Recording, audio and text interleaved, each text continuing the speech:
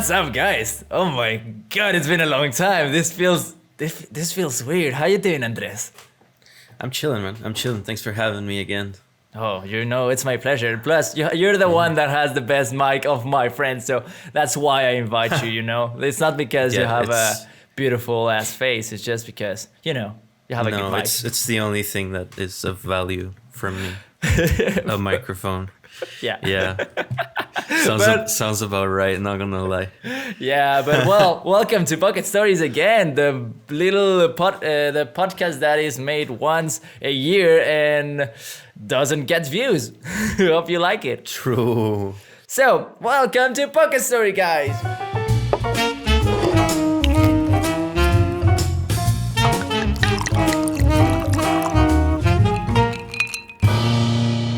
Part about making a podcast is like I don't know when to, because you're not in front of me, so I can't see your face and your reaction, and plus your mouth when it's opening, so I don't know when to cut you. I just start rambling and suddenly you're talking and it's like, oh, I forget to let him talk, so it's, I don't know, it's kind of weird. It's fine, it happens.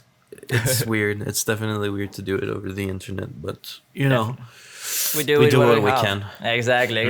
But guys, welcome to Pocket Stories. This is the 15th episode, and today we have Andreas Tarazona, the myth, the legend. He was in episode number 2, and he's back because, well, like I said, he has a good mic and he has good attitude, so that's why he's back. True. Welcome, Andreas. True. I'm too memorable. It's insane. Oh yeah. You definitely got the most views of my podcast. That's for sure. I hate myself. What am I like this? But how you doing? Yeah. I'm fine, man. I'm woken up about an hour ago. I was just mixing some songs and stuff. Yeah, talking about been mixing doing finals. songs. Yeah, your life has changed a lot since the last podcast we did. The last podcast that we did was 6 months ago now. True. Yeah, that's true. I was in Mexico back then. Like I was living in Mexico for a bit. And now you're in Montreal? And I'm in Vancouver right now. Vancouver. Oh, yeah. But life has changed a lot. How has it been for you? I don't know. Good. It's been decent. I mean, like obviously it's kind of complicated to live with the virus and stuff still. But Vancouver like doesn't really care too much. About the virus. It's kind of sad, but what? Yeah, everyone just like does stuff, but whatever. I mean, Yeah, I've seen in Mexico, for example, I see all my friends from San Luis. They just go to parties, they go to dinners, they go to clubs. They don't care about anything. I don't know how they do it. Yeah, they're always going out and shit, and I'm like, that's not how that works, guys. That's not how we're gonna solve this problem, Yeah, no. I think, you know what? We should get right into the sauce, into the good stuff. You should give us your pocket story, my boy. Okay, well, so I didn't really know when or what to tell this time around, because last time I told you like one of the best stories I have, like, the bassist doing LSD in the middle of the show and shit. It was a solid story. Really good story. Yeah, it was fun, It was kind of weird, but but I mean, with that guy, I have like a lot of other stories, and I think that's one of the other ones that I'm gonna tell. So basically, imagine like it's him and I, and we're at this pool place in Mexico. Remember the Club Mundet? Yeah, it's a club for sports, right? Yeah, a sports club right in Polanco, in like the one of the nicer parts of Mexico. And so basically we were like in a pool place in there, or right beside there, which was it was like decently nice, and we were like just having beers. It was like I think it was a Thursday night. We were chilling. We were with a lot of other people. There was like 10 of our friends there, and him and I, right? And him and I were like basically best friends at the time. Now we don't talk that much, but we did get along really well. And he didn't have a ride home, so I just told him like, "Yo, let's go watch a movie in like a theater." Okay. and we can take an Uber from there, right? And the place that we were gonna go watch the movie was like decently fine, right? Like it was Antara. Oh yeah, which is one of the better malls. Go it's there, like, yeah. yeah. It's a good mall, right? And so basically we got out of the pool place and we didn't remember exactly where we were, because we weren't like directly in front of the club. Because if we were, then I would have known how to go home. Mm-hmm. But we weren't. We were like somewhere. We didn't remember because we were like half drunk as well. Oh. The but we're like, you know what? Let's walk this way. Let's walk this way. And so we started walking literally the wrong way around. and and like it was fine. It was fine. And then eventually we hit a street that was like in the middle of like nowhere, basically, right? It was like this alleyway that had no one. It was just like a bunch of garbage trucks. Mm-hmm. And so we're like kind of sketched out. We're like, okay, let's walk through here. I think we have to walk through here because we did have maps pulled up and maps would like tell us to go through there. So we're like, whatever, we'll just continue. We'll get out of here in as soon as possible. But out of nowhere, like this guy with his dog walks out, and we got so scared, bro. He my friend like screamed at the top of his lungs, because imagine it's this dude walking out of a garbage or like right out like from the back of a garbage truck in the middle of the night. It was like 10 or 11 p.m. And it's Mexico. Let's not forget about that, because here in Europe, okay, it's a dog. Yeah. But in Mexico, okay, I'm gonna die. Yeah, exactly. And there was this dude with like a big ass dog, and he was just walking it, right? He said like, "Hey guys, how you doing?" But we were like, "Oh my god, we almost die." But then, right as we're walking, there's this group of 10 guys that like is standing at the corner, and that's when we were like, you know what? Just like pull out your wallet, like we'll get ready, because they're probably gonna like kill us or something. Okay. Like, bro, super paranoid. Yeah, I mean, because we were in a fucking alleyway, and it was a group of 10 people, bro. Like, okay, yeah, you don't really have a chance, even if you're a ninja, because a little. Yeah, exactly. I think we were in the right to be a little scared. But whatever. My point is, this guy like. He like walked up to us, and we were like, you know what, like we're fucked, basically. Like we're, but we weren't, surprisingly. This guy like legit just asked us for like a cigarette or something, and he was like, you guys are welcome to hang out with us if you want. And we're like, you know what, I think we're chilling, but thank you for the offer. I think we're fine. We gotta catch our movie. And so that was like 2 of the people that we saw. And then right as we're like leaving that alleyway, because it was legit, like it was a really long alleyway. It was like maybe like 500 meters or something. Okay. So it took us like maybe like 5-6 minutes to get through it. But as we're walking down the alleyway, like legit, it couldn't have been worse timing. As we're walking down the alleyway and like right outside, a woman dressed all in black like walks through the what's it called, the corner. Like she cuts the corner around like super sharply, and we're like, what the fuck? We both got so scared. Like my friend like basically had like a what do we call it? Heart attack? He like turned pale. Like I turned to look at him and he was pale, and I'm like, dude, why did we decide to go through here, like, ever? But it was because she did it like a jump scare, because you didn't expect her to be there? Basically, it was essentially a jump scare. Yeah, exactly. I mean, I guess we could have like maybe heard her walking around or something, but she was like alone, dressed in black, and like going into an alleyway. So, it's not the coolest idea, I think. Yeah, you would expect someone like with a knife. Not the best situation to be in. So yeah, that was that night. And then like You know, we walked a little bit more. We were in a really sketchy place actually. Like now that I think about it, or now that I've thought about it a couple of times, I've realized that we were like in a place where we shouldn't be. Because also, you know, I'm like, I don't look Mexican. Like I look like a tourist. You look like a gringo. Gringo's fuck. And yeah, like people speak to me in English and shit. And my other friend, he was also like super super white, and he had like blue eyes and shit. So you know, he looked even more gringo or like North American than I did, which is why we were a little like sketched out. But that was that. And then we just got to Antara. We watched our movie.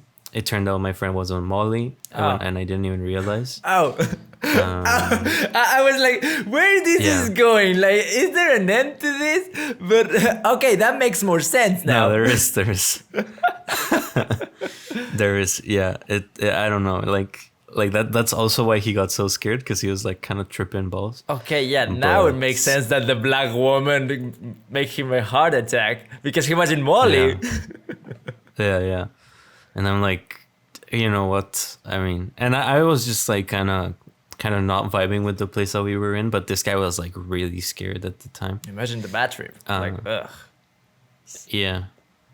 And yeah, that's it. I soon after found out that he was on Molly, so it all made sense to me. I'm like, oh, okay, I see.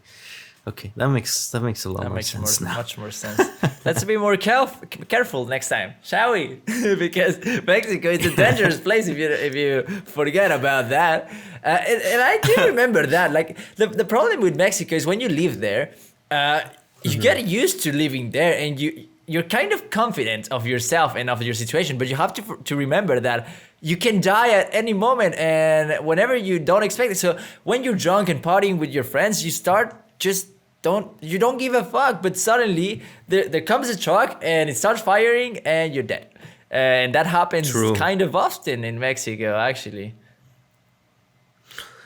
Yeah, it happens like unfortunately relatively often, but thankfully it didn't happen to us. Whatever, you know, like you got lucky. Yeah, I guess so. Molly, if you don't know, it's a strong drug. You should not take Molly often.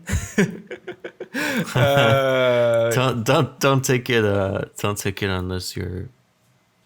Yeah, you shouldn't take it. Yeah, don't take it. We don't condone the use of drugs, but if you're gonna, just don't do it often. Okay. And be secure. Yeah. I don't know. Yeah, don't do drugs. Yeah. So that was a story. It was a little bit. A little bit weird at the time. I was like, what the fuck is happening? And it's really funny because his only excuse for doing these things, like going into really sketchy places and like doing a lot of drugs and shit, was like, hey man, it's a good story. And I'm like, do it for the story. You know. Yeah. No, I'm like, you know, maybe this applies for like healthier stuff, I think. Yeah, I don't know. I'm pretty sure you can create a story without the drugs. I did that. Exactly. I don't drink anymore, and I still get some stories and get on sketchy places. But I do get that feeling. I often did that. Like it was like we shouldn't go there, and I went there just for the story. And at the end, it was a great story. But imagine the time instead of being a good story, it ended up being the worst story or your last story, you know? That can happen and you don't expect exactly. it. Dude, let's talk about that. Why not? I do remember one time, the first time, like in my whole life, I've smoked weed. I do smoke weed sometimes. Nowadays, I smoke weed like once a month, maybe once each 2 months, something like that. But I don't smoke weed anymore. But when I was in Mexico, I used to smoke sometimes, like in parties and with friends when we were chilling. But the cool thing is that I never spent a single dime on weed, because every time my friends had some. And weed, the fun part about weed is something that you really can share with people. Instead of alcohol or I don't know, ecstasies, you don't really share it. But weed is the most shareable thing, and you usually when you share it with the people that is around you. So My whole I started the first time I took weed. I think I was 14, something like that. I don't know you. 16, I think. 16, yeah, a good age. But I was 14, and since then till I was like 18, I didn't spend a single dime, and I did smoke like once a week, more or less. So I had a good life. But the first time I spent money on weed was with Andreas. So you wanna start the tale? Yeah. I didn't spend any money that night, actually. You were the only one who spent money. Oh, really? Oh. You didn't even realize. You even bought me a pizza. You didn't realize. I was so high. I was fucked up. Yeah, for sure. But I do remember you and me, for some reason, we decided to hang out. And we were in your house and we were chilling, but we didn't have any alcohol, any weed. And we were just chilling. And we were like, you know what would be so freaking fun? Let's smoke some weed. And we're like, okay, how do we find it? Because we never bought any weed. So we started calling the friends that usually had weed. And one of those who is a good friend of mine, I'm not going to say his name because he's not here. And I don't want to, I don't know. Have consent. I don't have the consent of him. But still, we were there and we were searching for weed and he had some. So he told me like, yeah, right now I have, but I can't really give it for free right now. So I can sell it to you if you want. And I was like, okay, let's go. So we were, and Andreas and me, we're not like experts on taking weed. So every time we take weed, we get fucked up. Like we go on another dimension. I don't know you, but when I take weed, I spaz out. But still, we took an Uber. We went to the house of my friend and we bought a joint and we smoked the whole joint together, I think. And it was a pure joint. It wasn't with tobacco. It was just pure. So it was really strong. It was straight. Yeah. And the plan was obviously to take a pizza and then go to Andreas' house and watch some movies and maybe play some music and play some video games. Yeah. But what happened at the end? But we were at this guy's house and he was a dude who always smoked. So it was like, I don't know, he was vibing more than us. You and I were like very, very high at the time. Yeah. How old were we? Like 17 maybe? Yeah, 17, 18, something like that. Like pretty normal, but yeah. And and then we were like, yo, let's go back to our house. But then like we didn't even go back to the house until like maybe like 1 a.m. or some shit like that. Cause we hung out at Zonrutos for like so long. Oh yeah, and plus I do remember the plan was to watch movies and do a ton of other things, but the weed hit us so hard, and I was so lazy that I was like, you know what, I'm gonna go to my house and go to sleep, and I left you in the Uber, and you went to your house and we separated. I don't know what you did, but I do remember it was. Oh, true, because you used to live, but we used to live nearby, so we took each other. Yeah, the same Uber. Yeah, but a cool chill story. But at the end, as you can see, the weed makes you calmer and makes you want to go to sleep. So that's why we didn't have any energy to do anything. And at the end, we just canceled the whole trip. This guy says the fact that 16 to 18 is a normal age for weed is quite the shame. I mean, like, I don't know. It's not that bad. I think if you went for like 13, 14, that would be like pretty bad.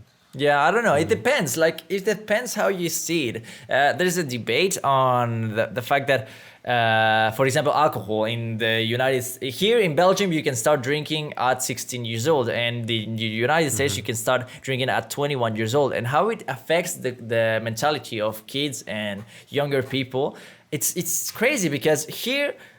Okay, they start drinking younger, but they get more used to the fact of drinking and it's more normal in the society, so they're less curious to take it, and in the general aspect, they drink kind of less and they party less harder. But in the United States, I've heard that the fact that they have to wait till 21, it makes them more curious, the parties are harder and they get more fucked up because they have less access to it. Yeah, and I mean, I actually like kind of felt that whenever I moved to Vancouver, because in Mexico we, the parties and stuff, like they go relatively hard, but they're fun. Like everyone's having fun, everyone's dancing, Yeah. that kind of stuff. And but when I got here, like literally the first night I went to a party and like everyone was just smashed. Really? Everyone was just like on the ground, basically. It was really weird to see. Like it was no. Legit, like I got to. No, go ahead. Sorry, I got to the party and there was like an ambulance outside already, and it was like 9 p.m. God damn it! Like they don't know how to drink. It's 9 p.m. and they're already in the ground. You have to Yeah. I don't know, to separate your amount of alcohol throughout the night. You can't just take it in the beginning. Yeah. Martin says, well, it is one of the more calm drugs, but still. Yeah, that's the thing. Like, I think with weed, it has a bad rep, but it's not that big a deal in my opinion. Like, you get a little stupid whenever you do it, but that's about it. Like, it's not gonna fuck up your entire body like alcohol. Oh yeah. So I think the debate should be more on the alcohol side of things than weed. I think weed is perfectly fine. Yeah, probably. I just think about the after night, like the day when you wake up after drinking or taking weed. When you drink, and the next day you're destroyed. It's as evident as it could be. Like that's how bad it is. It destroys your body, and the weed. Well, okay. In the long term, I also think it can destroy your mental state and the way you work as like your brain works. But still, like. The next day you're fine. You can work and go ahead and just work. Yeah. Keep in mind, I should also clarify that I personally don't do weed. I haven't done it in like a year and a half, maybe. Wow.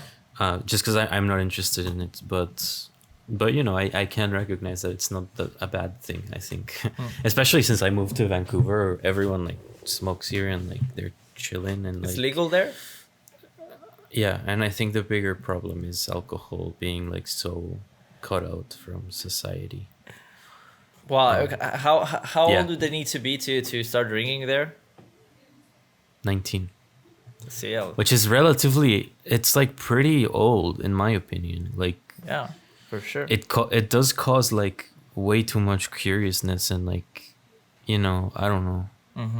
People like fucking die all the time, because in Mexico, for example, like you would when you're like 16, you'd die like once and then you're good and you know how to party properly. Yeah, but here they're just like permanently curious. It's really weird. It's kind of like they want to hide it from them. They don't want them to get fucked up for the first time and then kind of die, which is kind of normal. But at the same time, in Mexico, like you said, you get fucked up the first time, then you learn and you don't do it again that often, or at least you know how to drink or how to deal with the alcohol. But if you don't know anything about it, you can start drinking like crazy just by the pressure of society or the party, and you get fucked up at 21, and come on. For sure. So welcome to my pocket story. So my pocket story. This story is kind of rough, but still fun. So the story is pretty simple. I got tortured once. I don't know. What? Yeah. I don't know if I already told you about this story, but I can't tell you where it was or who did it, because it was consensual. I did agree to do it, and I was in the same. Yeah, what the fuck? Yeah, exactly. I did got tortured one. But it was consensual. It was, let's say it was in a frat party. Well, in a frat society, let's say. So in a frat, you're a freshman, let's say, and you enter and you're new and you have to do a ton of challenges and a ton of... Yeah, like rites of passage. Exactly. And they can be quite hard. In my case, it was really... Like, the challenges were really fucked up and hard, but the mentality of the people was really fun. Like, if you wanted to stop, you could stop totally. And the point was to laugh and to have fun. It wasn't to like really get sad and get traumatized. Like that wasn't the point. But in my case, I love those type of stuff. So I love to push myself to the limit and to experience discomfort. And in this case, it got a little too far, but still, I'm all up to it, and I don't mind that much. So it was in let's say it was a frat situation, no? So I was a freshman, and in one case we were playing volleyball with all the frat guys and our leaders, let's say. And in one moment, one of the frat guys tells me like, Felix, come on, serve the ball. We need to continue with the game and go to eat. He just told me to hurry the fuck up, right? And I told him, shut the fuck up.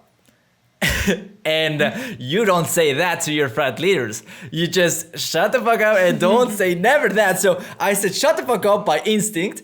And he told me like, oh my God, you're fucked. And everybody who was around were like, no way you say that. What the fuck is going on, Felix? What crossed your mind? You're fucked now. And I was like, okay, I'm dead probably. And they were making signs like they're gonna shave my head, which was like, okay, I'm fucked. But no worries. I was expecting that they were gonna shave my head once, but I didn't know when. And now it was pretty obvious. So when the people went out of the volleyball game, the frat leader, the chief of that to whom I said shut the fuck up, he grabbed me and he put me in the ground and he told me like, you're fucked now. And I was like, okay, nice. So I was kind of stressed for the day, but I kind of knew what was going to happen. I was going to get shaved. That was going to happen. But in the night, we had a reunion, right, with all the frat people and the freshmen. We had a reunion where we talk about the society, and we have challenges and we have the tortures that usually happens, right? But in this case, it wasn't a game. Like a punishment. I was gonna get a punishment. I wasn't getting some games. This was a punishment because I fucked up and I was gonna own it. So I arrived a bit late, and suddenly I entered the room, and two of the biggest guys grabbed me by my hands. Like I was saying, I arrived and they grabbed me by my hands and my back, and they slammed me in the table. They grabbed my t-shirt and they put it up, and suddenly the chief of the frat grabs a leather rope, and he starts spinning it, and he says like, are you gonna keep disrespecting me? And he slams me with the rope 4 times, sha sha sha sha, in the back. And I'm like, oh my fucking God, what is going on? Ah! And it's a rope, like it actually kind of opens myself. A whip, not a rope. Exactly. He whipped me. So he whips me 4 times, and I'm like, what the fuck is going on? I wasn't expecting this. I was just expecting to get like shaved, but no, I'm getting whipped my ass off, like in my back. But I was like, okay, no worries. So they start speaking, they start telling the situation and all the problems, and after all the reunion, he tells me like, okay, you know what's going on, you fucked it up, so I'm gonna shave you, you little pussy. And I was like, okay, yeah, I was expecting this, no worries. So he tells me to take my t-shirt off and to sit in this chair, and they take a rope and they attach my feet to my hands so I couldn't get out. And I was like, I don't need this, I'm not gonna move, don't you worry. And they were like, no, you definitely need this. And I was like, okay, what is going on? So I was there just sitting, and I couldn't literally move. There was no way I could get out of there. So getting whipped on the back hurts, but you have no idea how much it hurts to get whipped on the front. Like he grabbed the whip and he whipped me 4 times on my chest and on my abs, and sometimes he hit my face a bit. And I was like, oh my God, oh my God, oh my God. But I was like, okay, resisting, right? Doing the best I can, but it was really tough. Then he started shaving me. He didn't shave me. He made a little football ball, like a soccer ball, and on my head with some meshes and he literally destroyed my head. It was really disgusting, but quite fun at the same time. And every time I just moved a bit, he slapped me in the face. So he did that like 2 or 3 times. So he shaved me, he slapped me, he whipped me in the front. I was not bleeding, but there was obvious marks that I got tortured. And suddenly, while he's shaving me, one of the frat guys says, "Oh, we should go take the rifle." And I was like, what? But not the rifle, not a real rifle. Rifle who fires a little metal bolts that can't really kill you in any way. It just really hurts when it hits you. So I didn't really pay attention because I was getting tortured. And they grabbed the rifle. When they arrived, they went in the other side of the room. He put the rifle on a table, more or less, and he was aiming towards me. I wasn't paying attention, and suddenly, on my fucking nipple, and I was like, and I was impressed by the fact that he fired me, and really impressed by the fact that he aimed at my fucking nipple. How did he manage to hit it? And I was bleeding, obviously, from my nipple. And I was like, oh my God. And suddenly the last thing that they did was he told me, open your legs. I'm like, no, come on, no, whipping the chest is enough, come on. And they were like, open your fucking legs or I swear I will whip your balls. And I was like, oh my God, what is going on? And he starts like taking the whip and making it like circles, like a saw. Yeah. And there's a little space between my balls and the edge of the seat, right? So he starts hitting the edge of the seat towards my balls and starting slowly taking it closer to my testicles. And I was like, no, please. And he whipped like 3 times my balls. Not too hard either way, but it did hurt. And I was like, oh my God, what are you doing? And that was kind of it. They just took me out. I was kind of knocked out because it was kind of intense. But I just grabbed my hair and went on a shower and survived. And the next day I had to explain to the other people why I had marks all over my body. And it was like, no, I was... running and I fell off, something like that, because you can't say what happens, right, on the frat. But that happened and it was quite rough. What the fuck, bro? What? Why would you ever consent to these things? Ever. I don't know. I really like that place. And I really like the community, and it's different. It's not like I'm trying to get into a club. It's just like we're a fuck ton of friends, and there's leaders and people that are trying to pass the challenges, right? And instead of just being like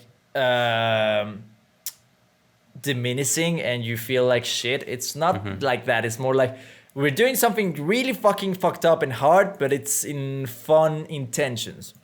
It's like when we play games on the parties with alcohol or with slaps or with like kissing and all of that. It's kind of like that, just more intense and without alcohol. That's so intense, bro. What the fuck? Yeah, it was a BB gun. Exactly, it was a BB gun. And I don't know. It was like, yeah, it sounds really bad, because it kind of really was. But yeah, of course it was really bad. Like, it doesn't sound really bad, it was really bad.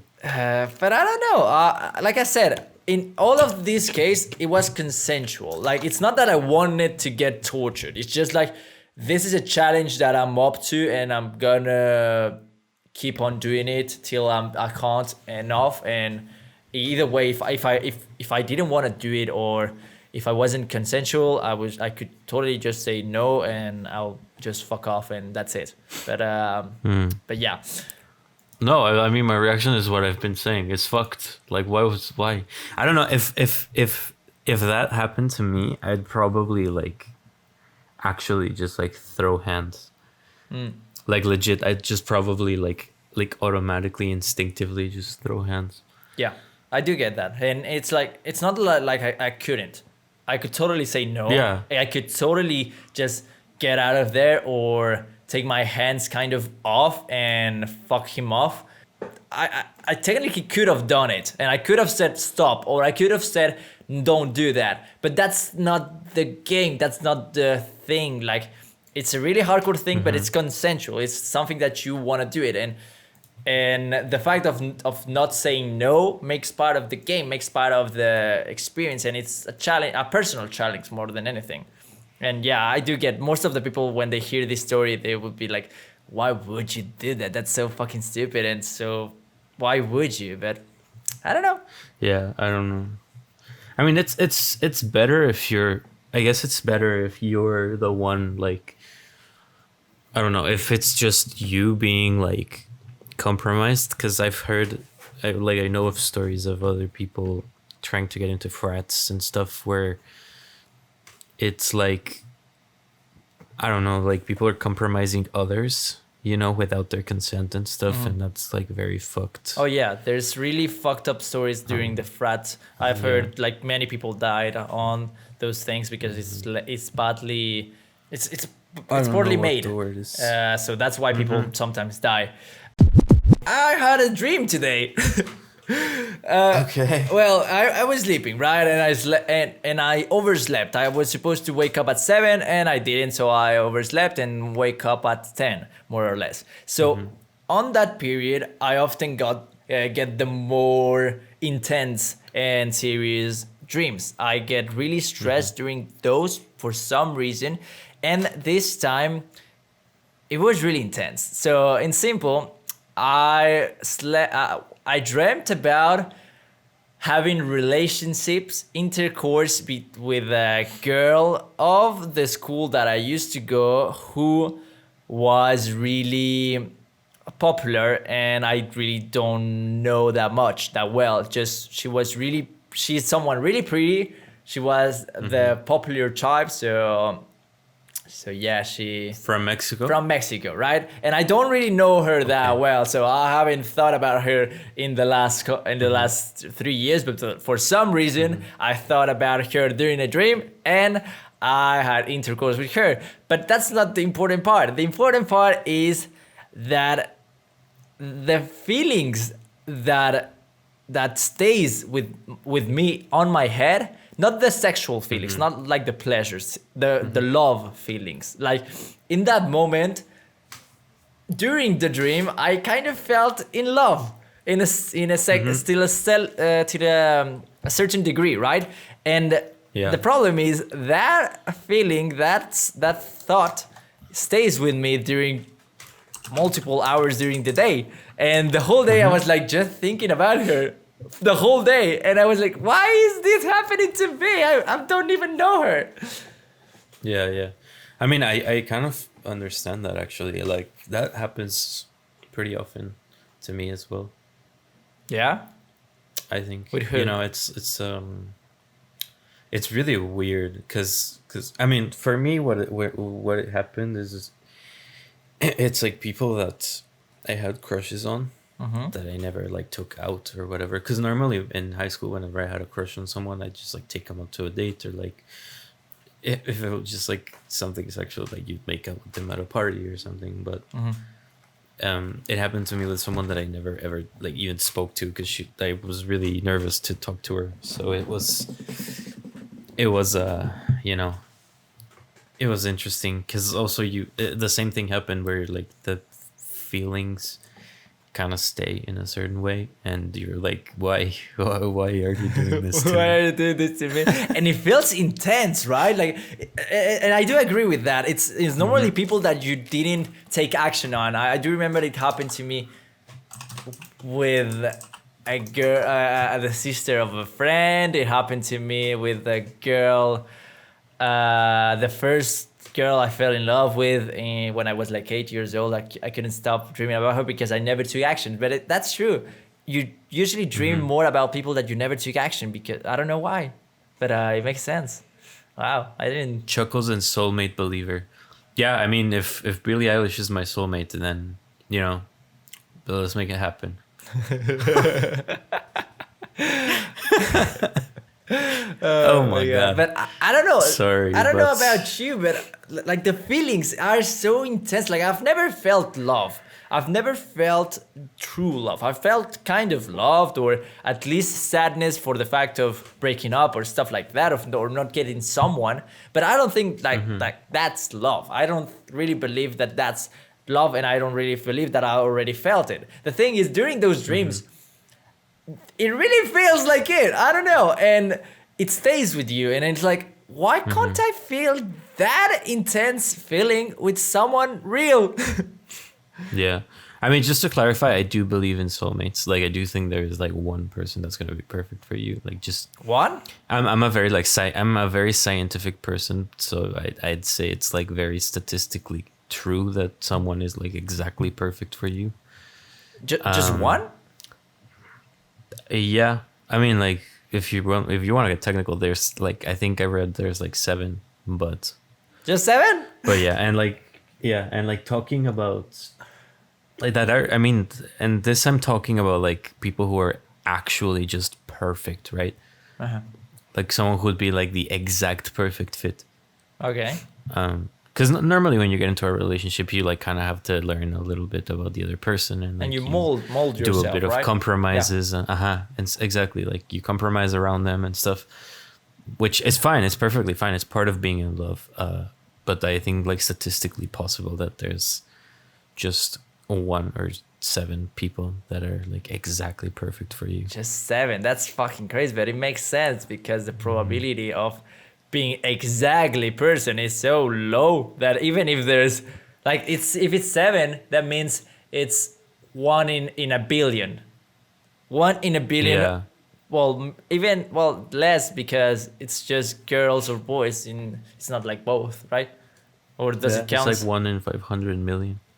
Wow, 500 million. That's the perfect. That's Yeah. So you probably won't, and probably no one did find it. But that's crazy. Yeah, I mean, I think some people definitely are lucky enough, and then also like you have to understand that there's like a certain amount, like a certain type of person that's like good for you, you know, and that's like an actually big number of people. Oh yeah, it doesn't. It doesn't need to be perfect. It doesn't have to be exactly. Yeah, makes sense. I'm just talking about like just purely soulmates, like exactly soulmates, you know. But here's my question: have you felt in love, like true, in deep as fucking love? Yeah, I have. Okay. Like soulmate level? Yeah, I have. Really? Okay, I didn't know that. Can I? Yeah. Can I ask? Maybe I can ask later who, because you don't want to tell in the podcast. Oh, you can ask. You can ask who. So I mean, like, okay. So the thing with me is like, whenever I fall in love, I'm a very, very, very like intense person. You know, I love very intensely. Okay. Because and that's why I normally don't let myself fall in love because it could end up being like very, very Too much. you know, kind of hurtful to me. But I'd say like my last relationship was something that I had never felt before, and lately I've been, you know, kind of feeling that way too. It's weird, but you know, it's 2 different people, by the way. Okay. But yeah, That's amazing. That's crazy. But that's what I want. Like, I felt love sometimes, but I want to fall in love. I want to be able to let myself fall deeply in love. Like, see someone and be confident enough in the situation to let myself be vulnerable to that person and to give it my all, my 100% level of love, not like half it, but because with everyone, just for the fact of survival and protecting myself, you go half is, or you go like 20% just to give it as little snip of what is possible with you to seduce her. But I want to fall in love. I want to be able to look someone in the eyes and be like, if you decide to cheat me right now, you will destroy me because I'm falling in love for you, and that's what I want. To take the risk, to have someone that has the capacity of of, oh, I don't know, getting that from me. Yeah. Yeah. It's okay. So wait, be asked, what does love feel like for you? What does love feel like? They say, weird question though. What does love feel like for you? Uh, Hard question because I'm not sure if I felt it, but I don't know, like lighter, maybe. Like you, Yeah. you see someone. I'm kind of on B side when they say we're opposite. Then I feel like when I feel in love, I just blindly trust them. Yeah, me too. Actually, I'm like very blind. Oh well, Blind. I don't know. I think that probably is naturally for me because I've done that many times and I've gotten hurt many times, and even if still now I can still be blindly a lover, I do protect myself and don't give my all, but at least at the beginning, right? So it's for a And I mean, for you, like, so you have this philosophy that you will always do everything because, like, you will try everything at least once because you want to live perfectly. Like, you want to live fully the way you want to live. Yeah. You know what I mean? Like, I'm not sure if I'm making myself understood. Yeah, but I want to live my point fully. is, like, you should take the same approach to love. You know, like, allow yourself to feel it. Essentially, you know, because you're allowing yourself to, I don't know, in this context, like, get tortured, or you're allowing yourself to. But I do I don't allow know. myself to feel it. It's just I don't want to allow myself to feel it for someone wrong. I just want. I prefer to be alone than to be with someone that doesn't fit, and that's why I've never been in a relationship. It's because not because I couldn't, not because there wasn't people that fit that criteria. It's just because I just didn't felt that there was the right person to let myself feel that. And when I will see it, fuck yeah, I'm gonna give it my all. But my last question is like, well, not question, but factor is like, nowadays, I don't interact so much with people, and I don't fall in love that often because I don't meet new people often, right? And I do feel happiness, I do feel different type of emotion, but the emotion of love is such a rare one that I don't feel that I do believe that I haven't felt in probably the last 2 to 3 years.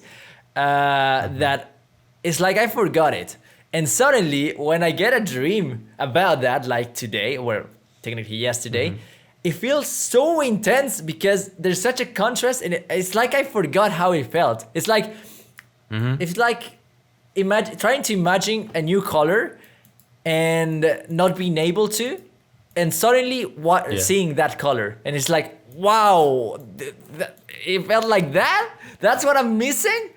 Oh my god.